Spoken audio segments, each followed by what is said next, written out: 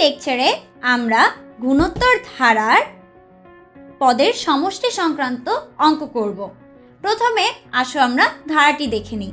ধারাটি হচ্ছে 2 - 4 + 8 - 16 +... এখানে প্রথম 60টি পদের সমষ্টি নির্ণয় করতে বলেছে।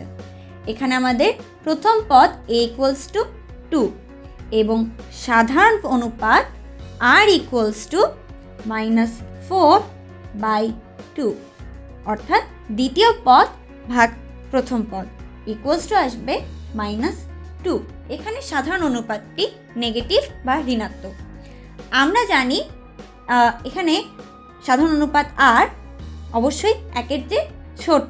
যেহেতু একের চেয়ে ছোট, তাই আমাদের সমষ্টির ফর্মুলা বা সূত্র হবে Sn = a × 1 - r⁴n / 1 - r।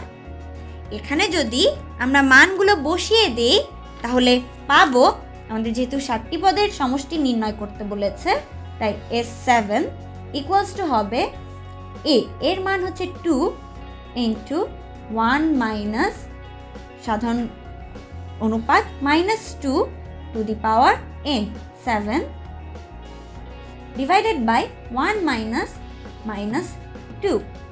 আমরা যদি এখন ক্যালকুলেটরের সাহায্য নিই তাহলে আমরা পাবো 2 × 1 -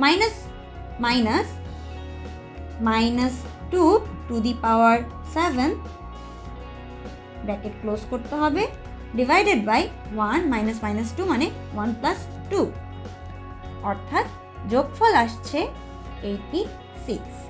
এভাবেই আমরা একটি ধারার সমষ্টি নির্ণয় করতে পারি।